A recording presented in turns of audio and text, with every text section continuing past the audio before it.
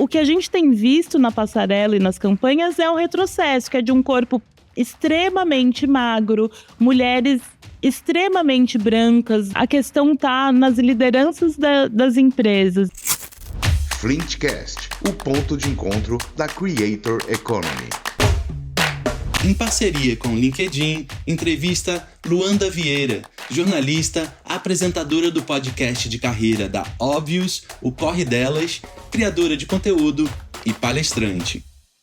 Sejam bem-vindos, sejam bem-vindas a mais um episódio do Flintcast. A nossa convidada é incrível, mas antes de apresentar a nossa convidada de hoje, eu quero dar boas-vindas também para o meu parceiro LG, nessa parceria Flint com o LinkedIn, essa nova temporada aqui. Bem-vindo aí também, LG. Obrigado por estar com a gente. Obrigado, Crocas. Estou muito animado de estar aqui com vocês nessa temporada. A gente tem trocado ideia com uma galera muito massa e eu, particularmente, estou muito ansioso para essa convidada de hoje, que a gente poderia passar o dia inteiro aqui apresentando ela, né? É verdade. Antes de você dar suas boas-vindas, eu vou falar um pouquinho de você para os nossos convidados e convidadas que estão assistindo a gente em casa ali também, nossa audiência querida. Gente, olha quem está com a gente hoje. A Luanda Vieira é uma jornalista brasileira reconhecida por sua atuação na moda, beleza e bem-estar. Eu estou frisando essa palavra porque a gente vai falar muito sobre esse tema hoje. Ela tem uma carreira marcada por grandes realizações e muito impacto social. Passou pela Vogue Brasil, Glamour Brasil, onde criou conteúdos autênticos e representativos, se destacou por abordar questões de autoestima, inclusão e diversidade, que mais um outro tema também que não tem como a gente não falar com ela sobre esse assunto. Ela foi a única brasileira a integrar o Comitê Global de Diversidade e Inclusão da Condé Nast, contribuindo para estratégias globais de equidade. Atualmente, a Luanda atua como consultora e palestrante, ajudando marcas a promoverem práticas inclusivas e criando conteúdos que conectam pessoas a histórias inspiradoras. Sua combinação de expertise editorial, visão estratégica e compromisso com a transformação social torna a Luanda uma referência no mercado de comunicação e consumo e é a mais pura das verdades. Lu, muito obrigado por estar aqui com a gente, somos seus fãs e está sendo um prazer ter você com a gente aqui, seja bem-vinda. Gente, para mim é uma honra, assim, te ouvir me apresentar. Eu sou, apesar de capricorniana, eu sou muito emocionada, eu sou muito chorona, eu já estava quase chorando, porque é muito doido ver os nossos feitos, né? E eu acho que, às vezes, a gente até demora para entender que fizemos tudo isso e aceitar que, putz, somos bons no que a gente faz. Então, eu fico muito emocionada quando alguém pontua cada etapa da minha trajetória, porque, sei lá, tiveram tantos obstáculos para que eu chegasse nesse lugar e saber que eu cheguei e ainda vou chegar em outros. Eu fiz um resumo. A gente poderia passar Mas o um programa resumo inteiro muito aqui bom. falando. A grande dificuldade é fazer o resumo, porque você Sim. fica com cuidado de... Tem tanta coisa que você já passou, Sim, né, Lu? Você sim. mesmo estava contando, eu vou entrar para um lugar do livro aqui, porque eu acho que é um bom legal. conexão com o que você está dizendo. Você está escrevendo um livro, né? Isso tem todas as expressões do que é um livro, como a gente se mostra, como a gente se exibe para o mundo. Será que vão gostar, não vão gostar?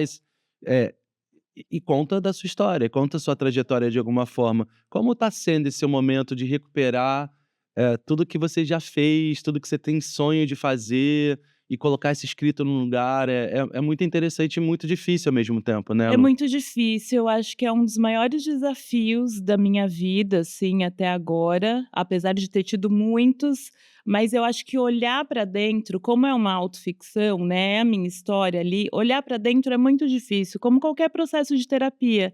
E eu sinto que esse livro, para mim, ele está sendo um processo de cura também, sabe? A escrita, eu acredito muito que a escrita esteja nesse lugar de cura, mas escrever isso para o mundo também está em outro lugar, porque na verdade é um livro que fala da minha trajetória, mas eu não quero que ela seja a protagonista, sabe? Eu quero que as pessoas terminem de ler esse livro e vão para a ação. Tipo, o que eu quero para minha vida, o que eu quero fazer e como eu vou fazer para chegar nos lugares que eu quero chegar. E é um livro sobre coragem também, porque eu acho que o tempo inteiro, ao longo da minha trajetória, eu precisei ter muita coragem, inclusive de desistir, sabe? Porque acho que a desistência na nossa sociedade é sempre vista como uma fraqueza, como um lugar de você deu errado, Não conseguiu, não né? conseguiu, e aí a gente às vezes está num lugar, e aí falando de trabalho mesmo, né? Às vezes a gente está num lugar tão insatisfeito,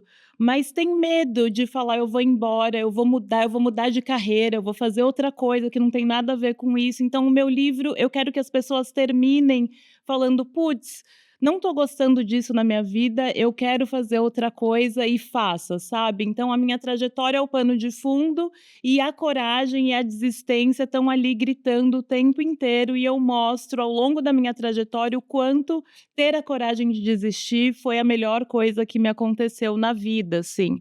Mas, como eu falo sobre mim, tem sido um processo muito interessante de revisitar coisas que eu achei que já estavam resolvidas na minha vida. Por exemplo, antes de tudo isso, eu era bailarina clássica. Então, eu fui morar em Nova York para dançar e tal. Passei 1 ano em Nova York e eu só voltei porque eu machuquei o joelho. Eu não estava feliz, eu tinha entendido que eu fui para Nova York muito para provar para as pessoas que uma mulher negra com o meu corpo poderia sim ser bailarina, mas não era para mim, sabe? Eu estava ali porque eu queria provar para alguém que eu era Fazendo pro outro capaz. mais do que pra você, Exato, né? muito mais do que para mim, e aquilo estava me machucando. Eu era muito nova, para mim era muito difícil ficar longe da família e tal, mas eu precisei machucar o joelho para conseguir tomar essa decisão de voltar. Foi a vida falando: Machucou volta. fisicamente, né? Sim, tive que operar e tal, e parei de dançar em seguida. Eu poderia voltar a dançar, mas encerrou o capítulo para mim, sabe? E eu acho que esse foi o meu primeiro grande ato de coragem, que é olhar, ligar para minha mãe na época e falar: "Mãe, eu quero ir embora, eu vou embora, mas e seu sonho?". Na época eu não entendia que não era um sonho meu. "Ah, tudo bem, já realizei, agora eu quero o meu segundo sonho", que sempre foi o primeiro, na verdade, de ser jornalista, e vou voltar e vou realizar isso. Então, o livro inclusive começa com essa cena, eu do orelhão, na época que tinha orelhão na rua em Nova York, ligando Pra para quem minha não sabe, mãe. procura na internet, né? Exato, quem não conheceu o orelhão, vejam.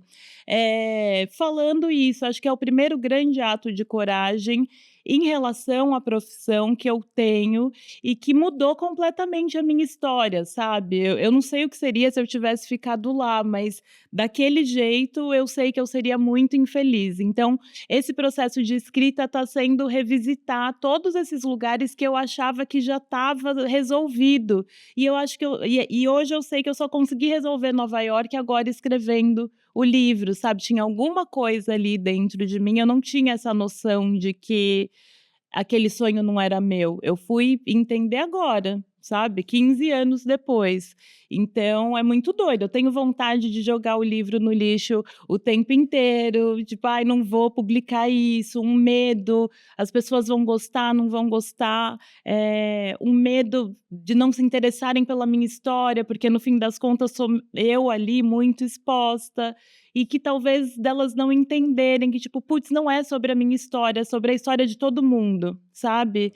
Mas acho que é um processo natural de quem escreve, né, e quem recebe também, porque eu acho que a gente, eu falo muito, se me Vamos deixar aqui eu embora. vou que Assim que é vou. ótimo. É, mas eu Excelente. acho que a gente é uma preocupação que eu tenho, apesar de ter noção que, assim, você vai receber o livro e você vai, ler ele de acordo com a sua bagagem, com o seu momento, com o que você está passando, assim como você, e cada um vai ser diferente. E também, A Lu, não partir é a do sua momento que você coloca responsabilidade no eu gostar, mundo. né? Exato, a partir do momento que você coloca no mundo, é do mundo, né, E cada assim, um vai eu ter e essa percepção própria de acordo com a de sua acordo com a bagagem, com a sua sua experiência, bagagem, assim. exatamente. Então isso me deixa um pouco mais tranquila, saber que, de fato, não vai agradar todo mundo, impossível, né, Mas mas majoritariamente vai agradar que muita gente, porque eu particularmente estou Eu muito também. ansioso, já ai, acompanho a gente, Lu há muito tempo, tomara. então Não, eu quero muito, porque e tem uma outra questão desse livro, né, porque quem acompanha a minha newsletter, eu acho que tá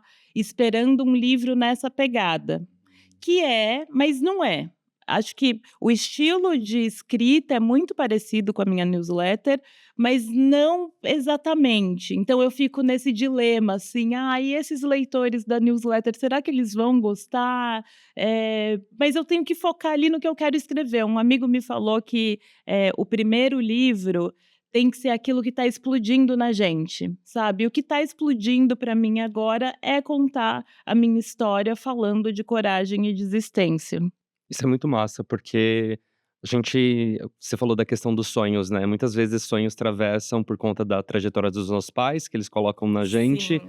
e muitas vezes a gente coloca o nosso próprio sonho de escanteio e deixa para segundo plano. E aí, para você teve que se frustrar, teve que ter uma decepção, assumir essa decepção para depois partir para realmente o seu segundo sonho, né, como você falou, que era ser É, jornalista. exato. Então, na verdade, eu sempre quis ser jornalista e uma coisa muito interessante que eu aprendi, assim, na minha trajetória, é que a gente precisa olhar para os lados às vezes, sabe. Eu sou muito focada, tipo: "Ai, antes dos 30 eu quero ser editora de moda numa revista de moda reconhecida e tal". E aí eu ia com aquilo, só que quando a gente está tão focado, a gente acaba perdendo as oportunidades que vão acontecendo ao longo do caminho e mudam, porque a gente muda também, né, assim. Quando eu cheguei a ser editora, foi lindo, maravilhoso e tal, mas às vezes quando você chega no objetivo, você fala: "Nossa, era isso? Eu estava imaginando outra coisa", porque o sonho nem sempre é o que a gente idealizou na cabeça e a gente muda também nesse processo, sabe. Eu acho que tá tudo bem a gente assumir essa nossa mudança, assumir que aquilo não é mais o sonho e tudo mais. Então, o balé foi isso na minha vida. Eu sempre quis ser jornalista, mas como eu fiz balé a vida inteira, eu fui ficando mais velha e aquilo foi virando sério, foi virando uma profissão e eu falei: "Putz, espera aí, é uma profissão que eu preciso do meu físico funcionando bem, então, teoricamente, é uma profissão que acaba muito cedo, né, você se aposenta, assim, 30, 40 anos, que é muito cedo, e eu falei: "Preciso realizar isso antes", sabe. Então, se a gente não tá de olho nas oportunidades que aparecem, a gente deixa de viver coisas legais, sabe. Não digo que não é para focar, mas dá uma olhadinha, às vezes, para o lado, o que que tá Você tem tanta coisa que acontecendo. pode acontecer. Sim. A gente tem, inclusive, Exato. um desafio para vocês. E você que Ai, gosta de desafio, você não quer pronto. contar? Eu vou contar aqui que a gente estava até fazendo essa a gente tem feito essa pergunta aqui durante toda essa temporada do Flintcast em parceria com o LinkedIn. Você que vai contar também pra gente da sua trajetória como editora de moda, depois você migrou também e hoje, além de consultora, palestrante, é uma criadora de conteúdo, tá ali todos os dias compartilhando não somente a sua rotina, mas trazendo muitos conteúdos educacionais. E a gente tem proposto esse desafio para todas as pessoas que estão participando dessa temporada, de que se fossem presidentes ou presidentas da Creator Economy e pudessem criar uma lei, qual seria e o porquê dessa lei, o impacto dela, pensando muito na sua relação com esse mercado e como essa lei poderia transformar. Então, Qual que é o seu decreto? A gente vai Gente, querer acho que saber. essa é Mas uma não é para das responder perguntas agora. mais difíceis somente da no minha final da vida. que um decreto vai impactar muita Tá, é gente, um né, decreto, é então um decreto. Um decreto é e você vai Tá, ter que olhar para a câmera e falar tá, que e eu falar. decreto, É então, isso, assumir a sua faixa de presidenta da Creator tá. Economy. Ô Lu, enquanto Boa. você pensa nessa pergunta, que a gente vai voltar no final, fiquem aí com a gente para ver qual vai ser o decreto da nossa presidenta Luanda. Eh, Você tem uma coisa de desafio, né, você gosta do desafio e talvez quando chegar lá no desafio é querer falar: "Ah, já check, deixa eu ir para um outro desafio", né, um caminho muito interessante de se ter. Nesse caminho do desafio, você escolheu um tema, que é o tema da diversidade, para puxar para dentro do seu colo, entre outros temas. Você fala muito de bem-estar, né, você fala muito sobre autoconhecimento, de alguma forma. Eu tenho escutado, e eu vou adorar perguntar isso para ti, porque eu acho que você se tem alguém que pode me responder isso de uma maneira apropriada, é você. Muitos dos meus amigos, principalmente os meus amigos negros, meus amigos gays, meus amigos, enfim, que têm alguma minoria, que fazem parte de alguma minoria, eles têm me reclamado, entre aspas, comentado, verbalizado, que muitas vezes eles estão sendo chamados, eles e elas estão sendo chamados para os eventos e para palestras e para participar de painéis, mesmo sendo profissionais de outras áreas, de outras carreiras, só para falar desse tema. Ah, então se eu sou preto, eu venho aqui para falar de como é ser preto. Se eu sou gay, eu venho aqui falar como é que viver no mundo que é gay.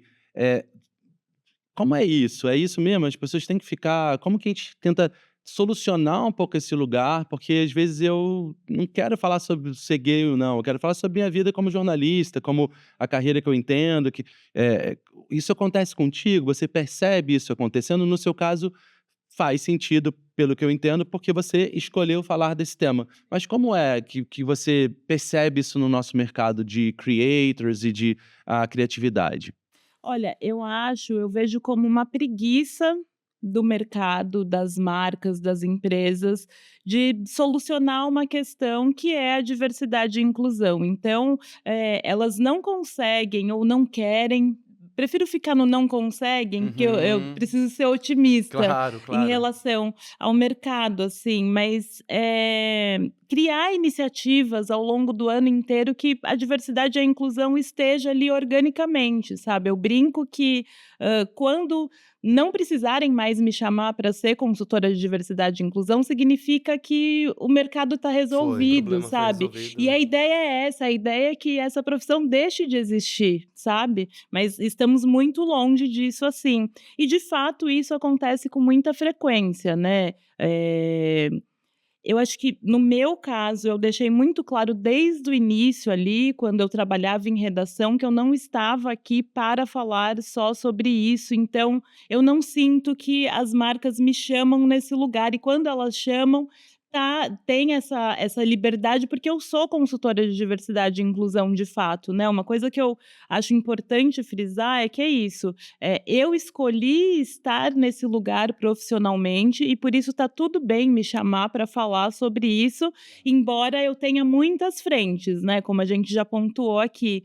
Mas é muito desagradável e envolve até a questão de saúde mental, quando a gente só é chamado para esse lugar, ignorando a nossa especialidade, né, porque, dar uma consultoria eu não dou a consultoria porque eu sou negra, eu dou a consultoria porque eu estudo sobre isso, né. Ser negro, ser gay, ser PCD não te coloca num lugar de especialista, você sabe a sua vivência, mas você não tem um embasamento teórico e acadêmico para falar sobre isso, né. Tanto é que eu entrei, nessa história de diversidade e inclusão quando eu estava na Condé Nast e surgiu o primeiro Comitê Global de Diversidade e Inclusão. Curioso disso, né?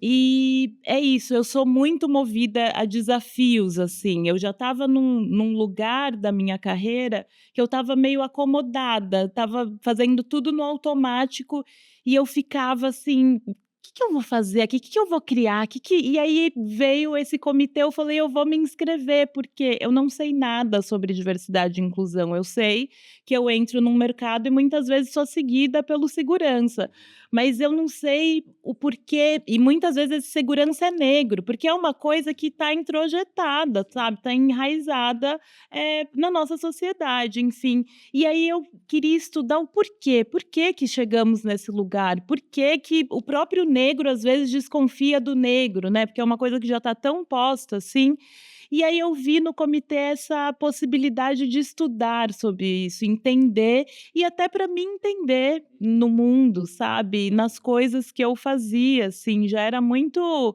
parte natural. Eu lembro que a minha primeira pauta quando eu cheguei na Glamour era uma pauta sobre tênis, eu sou apaixonada por tênis, então eu quis unir tudo que eu gostava na primeira pauta, tipo, vou dar meu melhor aqui, sabe, vou impressionar. E aí eu lembro que eu pensei assim: "Bom, de 10 mulheres que eu vou ter ilustrando esse tênis no street style, 8 vão ser negras". Porque quando eu cheguei na redação eu pensei: "Bom, eu era a única negra na época". Eu era a única negra da redação na época, e aí eu falei: "Bom, era isso que estava faltando, uma pessoa negra para poder se colocar ali", e não tem jeito gente, se as equipes não são diversas não vai Não ter, vai, nem não vai, percebe porque a aquilo. gente não é do humano, a gente pensa no que toca a gente, sabe. E aí eu fui pesquisar essas fotos nos bancos de imagem que a gente tinha e tal, e eu não achava essas mulheres. E eu falava: "Mas não é possível, eu tô na rua, eu fui pra Semana de Moda de Nova York, eu sei que elas estão lá e tal, cadê?". Elas não eram fotografadas, porque a gente não era nem vista como possibilidade de moda, sabe, de entregar um conteúdo de moda e tal. E aí eu percebi que o buraco era muito mais embaixo, que não dependia só da minha boa vontade, dependia do 360 do mercado, sabe. E aí na época, assim, a minha mulher na época trabalhava, a gente já namorava, ela trabalhava na parte de syndication, direito de imagem, e conversava diretamente com essas agências. Eu falei: "Stephanie, a gente precisa fazer alguma coisa e eu não sei o que é". E ela me fala: "A gente contrata esse trabalho, então a gente vai mandar um e-mail para eles, vamos marcar uma reunião, qualquer coisa, dizendo que para nossa linha editorial eles não estão entregando o que a gente precisa, e que é mulheres gordas, mulheres pretas, anãs, todo mundo que Claro. estão na Que rua e existem, estão na existem, que né? existem, sabe". E eu sei que essa movimentação não veio só de mim, era um momento, que a gente começou a falar há 5 anos atrás de diversidade e inclusão, então eu sou uma pontinha, nesse mercado que pressionou isso, e as coisas foram mudando de fato, sabe. Então, aí eu entro nesse comitê muito para aprender, eu falei: "Eu quero aprender, eu quero me tornar especialista nisso e falar com propriedade". E foi muito doido que, assim, a gente olha para o Brasil e entende que a gente ainda tem muita demanda e o que consertar em relação à diversidade, e acho que principalmente sobre raça, eh, que eu cheguei nesse comitê, eram 20 pessoas do mundo inteiro, e eu acabei virando, sem querer mesmo, porque eu não estava ali para isso, mas eu acabei virando a grande porta-voz da Condé Nast no mundo inteiro, porque milagrosamente, sei lá qual é a palavra para descrever isso, o Brasil já estava muito mais avançado do que todas as outras partes do mundo em relação a isso. Na Condé Nast, inclusive, a gente tinha acabado de passar por uma crise surreal relacionada à raça, e a gente já tinha tomado algumas iniciativas. Então, eu fui compartilhando o que a gente estava fazendo no Brasil, que é grupo de afinidade, letramento e ter iniciativas, ter metas. Eu acho muito importante ter metas e ser transparente com essas metas, sabe? Anunciar para o público que até 2025 teremos a população refletida dentro da nossa empresa. A gente precisa se comprometer Claro. com isso, porque se a gente não se compromete, chega vai nunca, ficando, fica no "Ai, não papel e deu, não não sei o vira quê e papo tal", furado, é. exatamente. E aí eu fui compartilhando isso, num comitê, pensa que tem Ana Wintour liderando esse comitê, e Apenas, eu né? falando Apenas. e eu falando tudo isso, e eu falei: "Olha", e até entra na questão da síndrome do vira-lata, que o brasileiro tem muito, e naquele momento eu falei: "Gente, o Brasil é a potência dentro desse lugar que a gente, estou falando aqui de China, Japão, Londres, Alemanha, Estados Unidos, Nova York". Então, assim, e o Brasil era o fio condutor, sabe. Eu fui a responsável por falar o que aquele comitê global Deveria fazer. deveria fazer, e isso Isso é foi bom e muito ruim, doido. né? A gente Exato. fica Isso é bom pensando. e ruim. Se como a gente tá já é o melhor, imagina como esses lugares não estão, né, porque Uhum. mas enfim, Atrasado está ainda, e como que a gente consegue promover as mudanças que têm acontecido no nosso mercado para os colegas de outras regiões, né? Exato. E essa experiência foi muito interessante, porque eu entendi uma coisa cultural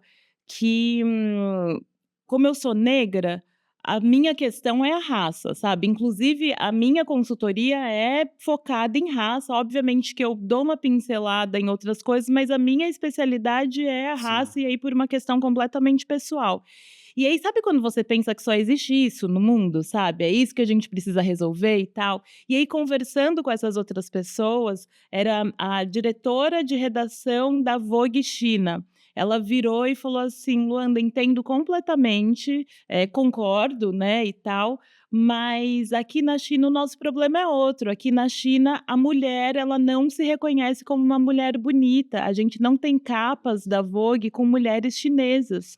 E isso é muito problemático, sabe, porque ela não consegue se ver. Da mesma forma que durante muito tempo eu não me via nas novelas e tal, na China essa é a questão. Ela falou: "A gente não tem uma população negra aqui", E por tem a coisa de exemplo. aumentar o olho, né, também, Exatamente, muita de operação mudar e maquiar completamente, porque o próprio veículo do país não entende Não que vê essa que aquilo é mulher é bacana. uma mulher interessante e bonita e tal. E aí cada lugar foi falando a sua questão. O editor da Alemanha falou que a questão era: a gente não pode ser gay exatamente, sabe. Então, embora seja um país super, você vai para Berlim, é super, né, cool, Não descolado e pode ser gay tal. afeminado, né? Exato, sabe, assim, então eu fui entendendo e isso foi muito valioso para mim, de entender, tem um TED Talk da Chimamanda que é o perigo da história única, sabe, de entender que a minha história não é única, assim, e conseguir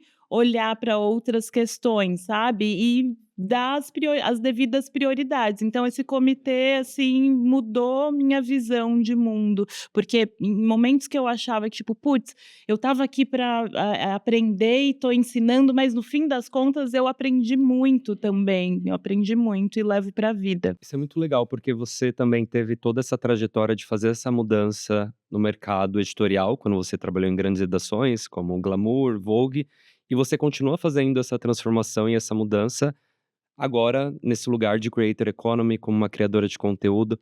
E como você enxerga o papel da diversidade nesse espaço e o que você acredita que ainda é necessário ser feito para que as marcas abracem temas e como a gente pode chamar de minorias, não somente no mês de junho, colocar uma bandeira ali do arco-íris, ou chegar novembro, convidar pessoas para falarem sobre um mês. Então, o que que você pensa que ainda é necessário fazer? E até só para complementar, as últimas listas que saíram, né, desses grandes, eh, enfim, institutos de pesquisa sobre os principais creators, há uma evidência muito grave a respeito do tema racial, né, e também até de uma porcentagem que eu fui vendo nesses reports a respeito de como são valorizados e pagos ou não. É quase um reflexo de uma vida real, agora também aplicada ali, eh, que é um desperdício de oportunidade, uma vez que é um mercado começando, né, que deveria já Exato. vir de um jeito É. interessante. Eu acho que está tudo interligado ali, desde a questão do algoritmo que de fato não entrega, no seu potencial quando eu posto ou quando uma pessoa branca posta. Eh, a Iris, esqueci o sobrenome, gente, ela é um ícone de moda, ela morreu com cento e poucos anos e tal. Eu postei uma foto dela quando ela morreu, porque ela de fato tinha ideias muito interessantes em relação a comportamento de moda e tal. E eu não sei explicar para vocês, eu nunca vi aqueles números no meu Instagram. E é porque era uma mulher branca, sabe? E eu nunca acreditei nisso. Eu falava: "Ai, não, não é e tal. Tô satisfeita aqui com os meus números". Mas quando eu postei essa foto, falei: "Não é possível, é real", sabe. Então eu acho que o buraco é muito mais embaixo em todos os sentidos, desde o nosso conteúdo que ele não é entregue na sua potência máxima, até as marcas não entenderem a gente como potência de fato e ainda colocarem a gente nesse lugar de: "Ai, quando a gente precisar de negro, a gente chama, quando a gente tiver uma campanha, precisa cumprir". Isso eu sinto muito, assim. Às vezes o casting já está pronto, aí me chamam para um trabalho que é amanhã, me chamam hoje para um trabalho que é amanhã, aí eu pergunto: "Mas quem tá?". E aí eu vejo que eu sou a única negra, sabe. E aí eu entendo que, putz, olharam ali a Falaram: "Não foto e estamos falaram: vendo alguém, "Nossa, a quem é gente muito precisa legal". quem que é muito legal pra gente colocar aqui e tal". O que eu sinto que é E é um uma sensação grande péssima é de se ter, né. horrível. E hoje eu tô num lugar, e batalhei, trabalhei muito por ele, que é um lugar de falar não. Antes eu achava que eu tinha que aceitar tudo, e tinha mesmo, porque eu acho que quando a gente está Claro. começando, a gente precisa aceitar muitas coisas, abaixar a cabeça para coisas que a gente não necessariamente concorda, mas que vai ser um comportamento que vai te levar para o lugar que você quer chegar. Mas quando a gente chega nesses lugares almejados, eu acho que o mais interessante é você poder falar não em situações que você não concorda. Então, hoje eu tenho faltado muito a esses lugares que querem me colocar como tapa-buraco ali, porque eu não vou, dar a minha credibilidade, dar a minha imagem. Eu tenho muita noção do que agrega para a marca me ter, sabe, porque não é só uma mulher negra, é uma mulher negra que faz muitas coisas legais para o mercado e que me ter ali dá o aval para essa marca, né, assim, querendo ou não, Estudou muito é para aquilo, né? se eu aceito esse tipo de coisa, eu estou passando pano para um comportamento que para mim não faz sentido. Mas eu gosto muito de frisar que, assim, eu estou nesse momento de vida e tem outras mulheres negras que vão precisar sim tapar esse buraco para elas entrarem, sabe, para elas entrarem no mercado e criarem a sua jornada ali, enfim. Mas eu acho que falta muita coisa, assim, eu acho que falta noção, eu acho que falta lideranças negras para ter esse tipo de conhecimento, sabe, noção de que, putz, é um erro muito básico a gente ter um casting e não ter uma pessoa negra, não ter uma pessoa gorda, não ter a pluralidade que é o Brasil, sabe. Então, eu acho que a questão está nas lideranças das empresas e eu sinto que de uns 2 anos para cá, tá acontecendo um retrocesso muito surreal, assim, sabe. Teve George Floyd ali, Black Lives Matter, todo mundo entendeu que precisava, falar mais sobre isso e agir, né, porque também não adianta ficar falando, colocar lá o bloquinho preto e: "Ah, é só isso que eu faço", tem que ter a ação no dia a dia. Mas eu sinto, pensando ali nas minhas áreas, a moda, né, quando a gente olha para a Gucci, por exemplo, a Gucci vinha numa pegada tão legal de conhecer novos talentos e impulsionar esses talentos, talentos periféricos e tudo mais, isso no Brasil e no mundo. E aí muda a direção criativa no ano passado e o que a gente tem visto na passarela e nas campanhas é um retrocesso, que é de um corpo extremamente magro, mulheres extremamente brancas, não é só branca, é tipo pálida, sabe. Então, você vê esse retrocesso e querendo ou não, essas grandes marcas, essas grifes, elas Faltam ditam, os outros, elas né? pautam, né. E aí eu já tô vendo isso chegando no Brasil, assim, e tá descarado, tá descarado. Esse ano para mim, agora no segundo semestre que deu uma guinada, assim, de trabalho, acho que a influência é o meu carro-chefe, é o que paga as minhas contas hoje, mas se eu não fosse jornalista, eu estava muito ferrada, assim, porque simplesmente contratos que eu tinha fixos até então, esse ano, "Ai, a gente mudou a estratégia e tal", aí quando você vai ver a estratégia é o quê? A É um Voltar. elite retrocesso. branca ali trabalhando, sabe. Então foi muito complicado e ao mesmo tempo,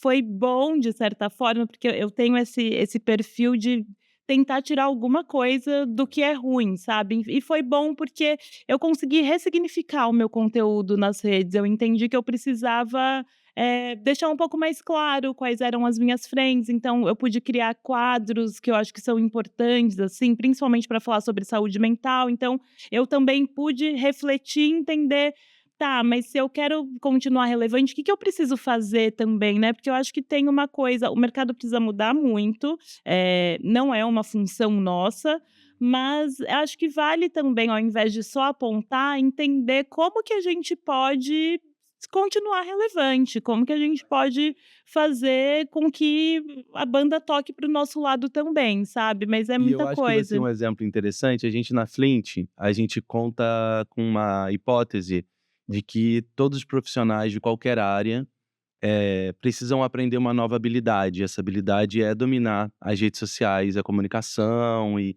todo o desdobramento que isso traz para a gente como benefício para poder vender melhor meu peixe, para eu ficar mais conhecido, não de milhões de pessoas necessariamente, mas no meu nicho, saber quem eu sou, ter reputação, ter relevância e isso gerar mais negócios na carreira que eu escolhi e não numa carreira que necessariamente eu nem quero ser, que é creator. Pode ser que eu não queira ser creator, né? Eu quero ser jornalista e poder passar ali, isso serve para tudo, personal trainer, dermatologista, matemático, dona de casa de limpeza, tem todo tipo de gente que vai poder se beneficiar.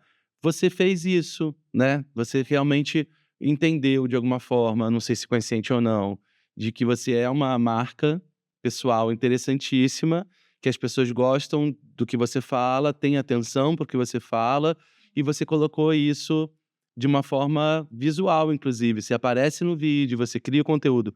Aparecer no vídeo no começo foi fácil para você?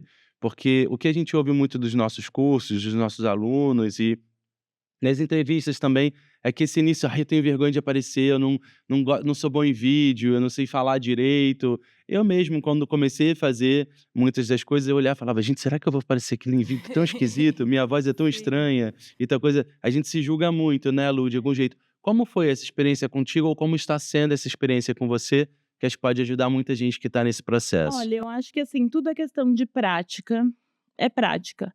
Mas no meu caso, eu tive a sorte de começar ali em redação, numa redação que era da Glamour, que eu digo que na minha época a Glamour era uma revista influenciadora, sabe, era uma revista que olhava muito para esse mercado, inclusive para não perder espaço para o mercado do criador de conteúdo ali, 6 anos atrás, enfim. Então a gente aparecia muito, a gente já fazia esse lugar de quem está fazendo a revista, que era uma coisa que a gente entendia como muito interessante, sabe, porque às vezes, quando eu fui para minha primeira semana de moda em Nova York, eu fui sabendo exatamente quem era a nossa leitora. E a nossa leitora não era a leitora da Vogue, porque a leitora da Vogue, ela quer entender sobre a tendência, ela quer saber como que ela vai, o que está acontecendo na passarela e tal. A leitora da Glamour, isso na minha época, tá, gente, 6 anos atrás, né, não faço mais parte das redações, mas assim, a leitora da Glamour, ela não queria saber do desfile, ela queria saber como que ela ia usar aquilo na rua, sabe, no meu dia a dia.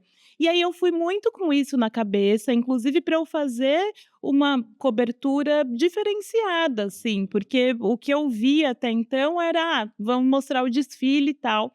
E foi muito interessante que a Marcinha, que é quem cuida de toda essa agenda de semana de moda, tem os melhores contatos, essa é a mulher, ela virou para mim e falou assim: "Lu, tô aqui o seu contato do motorista em Nova York".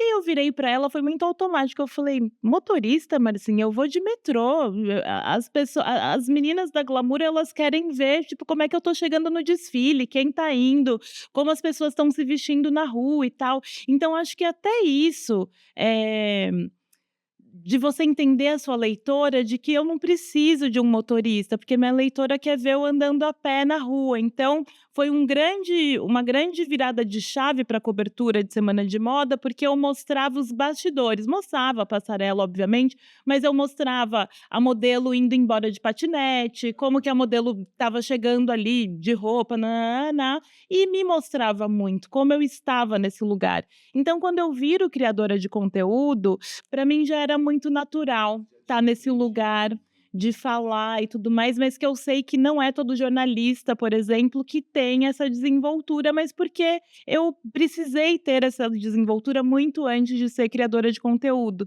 Então, para mim foi um processo muito natural e que eu sinto que ele vai evoluindo conforme a prática, sabe. Ontem à noite eu estava conversando com a minha mulher sobre a vinda aqui e eu falei para ela, eu falei: "Nossa, é muito interessante, porque há anos atrás eu ia estar agora nesse momento, né, no dia anterior, nossa, o que que vão me perguntar, o que que vai acontecer, como é que eu vou falar e tal".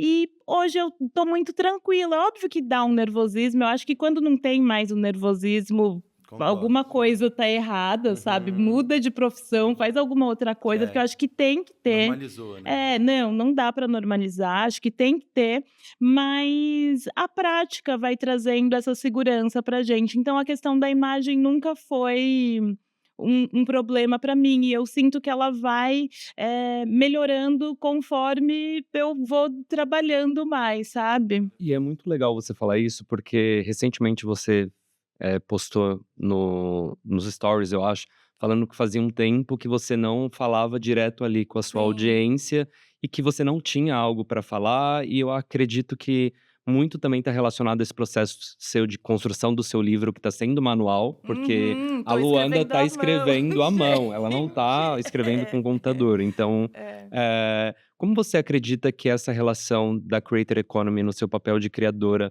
é extremamente necessária, ter essa troca direta ali com a sua audiência? Conhecendo a sua audiência, você entende que eles sentem falta de quando você não aparece ali?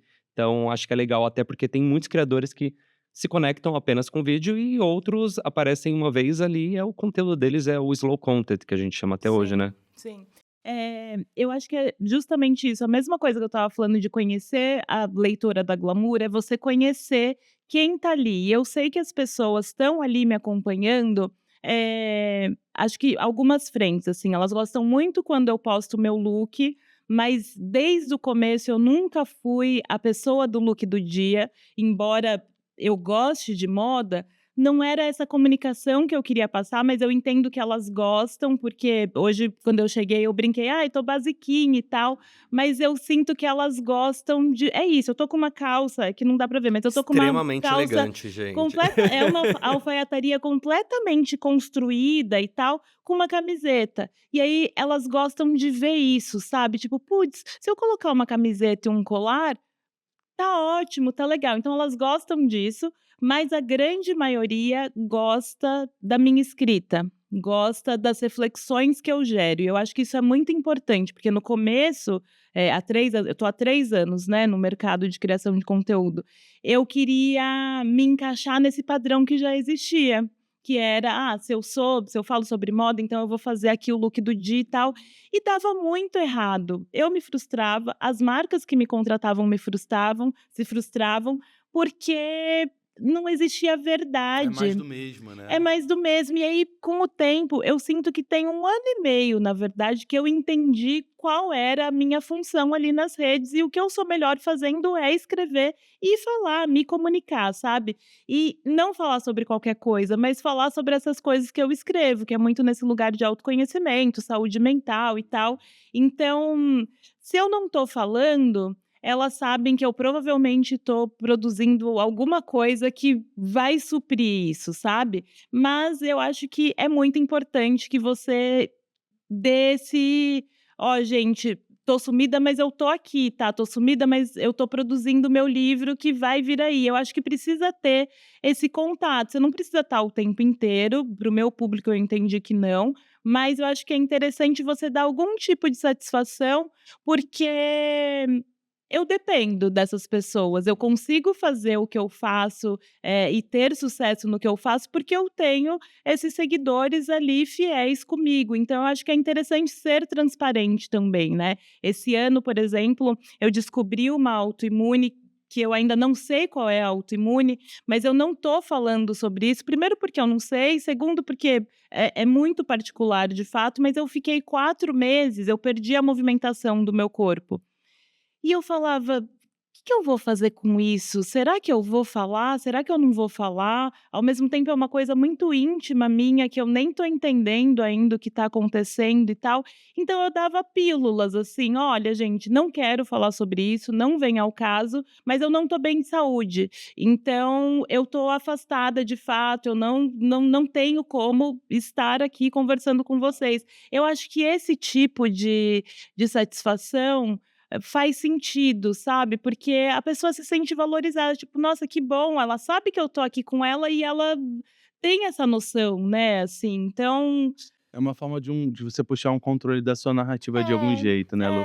E até exatamente. nesse processo, eu normalmente converso quando a gente fala com a NG, que os papos durante o Flintcast eles andam mais rápidos, mais acelerados do que tudo, porque chegou o momento daquela perguntinha. Mentira, mas a gente já tá no É, final? você acredita nisso? Gente do É impossível, céu, fala. é Quanto tempo? Eu ficaria mais impossível. horas aqui, Não, né, muita não coisa é? pra falar. Muita coisa pra gente É muita é bom que a bagagem, gente né? já fica um segundo convite para o próximo, Pois Ah, né. eu é, vai ter que venho, voltar eu aqui na Já fica próxima venho, pra mais, eu que a temporada. gente quer venho, eu mais, tem tanta venho, eu história. E pra venho. quem ainda não acompanha a Lu, siga, acompanhe e veja as histórias que ela conta, porque agora ela é a nossa presidenta. Gente, Imagina, a Fast tá ganhando uma faixa vou até presidencial tomar uma agora. água. E, enquanto a Lu bebe a água dela e já formula o que ela vai contar pra gente de decreto, a gente no início do programa pediu para que a Lu e os outros convidados e convidadas dos outros Flintcasts pensassem num decreto que vai beneficiar o máximo de gente possível, né, dentro dessa nossa economia do criador, para melhorar o nosso mercado. A gente, no último episódio dessa temporada, a gente vai lançar um manifesto para o mercado com esses Legal. benefícios. E a gente queria saber o seu, Lu, qual que é? Eu acho que a gente até passou muito rapidamente por isso, mas com certeza o meu decreto seria ter uma tabela de preços para o mercado, uma tabela justa, sabe, porque o que eu sinto hoje é que existem marcas e criadores que fazem por qualquer preço, e tem os criadores que têm noção, faço parte desse quadro, que tem noção do valor que tem esse trabalho, intelectual, de imagem e tal, e cobram um outro preço, e aí fica essa luta, sabe, de: "Ai, mas fulano tá cobrando tal preço e tem tantos seguidores". Acho que colocar uma tabela, porque, eh, o que eu tenho entendido é que o número de seguidor não faz o Deixou de menor ter essa importância. sentido, sabe, assim, porque inclusive eu acho que quanto mais você tem, com menos pessoas você fala, Engajamento é sabe. muito menor, né. É, exatamente. Então acho que eu faria uma tabela, não sei como, né, porque, presidenta precisa pensar um Tem que pouco conversar com o mais e tal, tem ministério, que né. conversar com mais gente, mas eu acho mais pessoas, mas eu acho que criar uma tabela e entender como que a gente chega num meio termo interessante para todo mundo, até para não ser injusto, porque muitas vezes tem vários problemas dentro Dá pra ter desse variáveis, né. e muitas vezes, eu tô em trabalhos que eu sei que a pessoa que está fazendo a mesma coisa que eu tá ganhando mais, sabe, assim, então e acho que esse é um problema em todos os mercados, mas eu vejo que como a influência, né, a criação de conteúdo não tem um sindicato, não tem uma coisa, fica muito terra de ninguém, então acho que Foi um precisava dos decretos que tivemos aqui. eu acho que precisava formalizar as coisas de uma forma mais justa, assim, para que todo mundo viva em paz nesse Legal. mercado. Eu acho que a questão do valor é Ô Lu, então você vai olhar pra câmera 1 é, e vai dizer: "Eu decreto como presidenta que tá". tá. Ai, gente, espera aí. Tá. Bom, então, como presidenta, eu decreto que a Creator Economy tenha uma tabela de preços para que os trabalhos sejam mais justos, tanto para quem está contratando e principalmente para quem está sendo contratado, e não tenha esse boi na linha entre os criadores de conteúdo. Precisamos formalizar esses valores. Eu Adorei. apoio. Já tá Eu tenho 2 votos apoiadíssimo. aqui nessa mesa. Pra mim já tinha que Amo. ser ela Criamos, já então. quero. Já tem um comitê aí de presidentes incríveis, tá. Amo. Vamos nos despedindo, LG? Vamos. Você quer começar com as honras? Quero agradecer imensamente, Luanda, falar que eu sou muito fã do seu trabalho. Não sou eu, mas com Obrigada. certeza muita gente que está acompanhando de casa. Estava muito ansioso por essa conversa e falar que foi um prazer ter você aqui com a gente. A gente espera que ela volte na próxima temporada, porque a gente poderia Eu passar o dia inteiro aqui já me sinto em conversando. casa. Foi Tô muito muito massa. feliz. Obrigado, Eu viu? que agradeço demais pelo convite. Para mim é uma honra, estar aqui com vocês, num espaço tão importante e falando sobre o que eu mais amo falar, que é criação de conteúdo, trajetória, enfim. Lu, muito obrigado por estar aqui com a gente. Luiz, também obrigado pela parceria. Quero te dizer que pra gente é muito interessante, muito feliz ter alguém como você, com a experiência que você tem, com o olhar que você tem de mundo. É muito gentil e generoso estar compartilhando com a gente isso por aqui. Eu acho que seu decreto faz muita gente pensar hoje, porque muitos creators estão sendo levados como mídia, cobrando como CPM. Isso é coisa que jamais deveria estar acontecendo no nosso mercado. É algo que você que está assistindo e pode fazer alguma coisa, faça alguma coisa. Não aceite esse tipo de cobrança, porque não faz sentido. Qualquer pessoa que vai analisar vai ver que um creator não é um banner, né? Banner mesmo já ninguém usa, imagina cobrar como banner. Então, ainda bem que você trouxe esse decreto e a gente fica com um convite para que vocês sigam nos acompanhando a Lu pelas redes sociais dela, que é incrível, são incríveis, e a gente te espera no próximo Flintcast em parceria com a LinkedIn. Até a próxima. Tchau, tchau. Flintcast. Esse foi mais um episódio do Flintcast, o ponto de encontro da Creator Economy. Aproveite para seguir a Flint nas redes sociais.